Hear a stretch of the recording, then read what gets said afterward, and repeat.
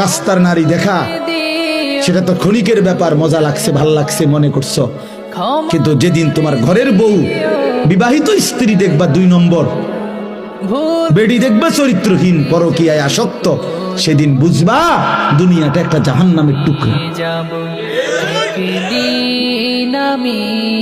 জাহান্নামের টুকরা। সেদিন বুঝবা ভাই আমার, বন্ধু আমার, পৃথিবী কত কঠিন, জীবন কত কঠিন, জীবন কত কঠিন। যেদিন স্ত্রী মিলবে চরিত্রহীন, যার বউ অসৎ, যার বউ চরিত্রহীন, তার জীবনে আর সুখ বলতে কিচ্ছু নেই, তার জীবন জাহান্নামের টুকরা।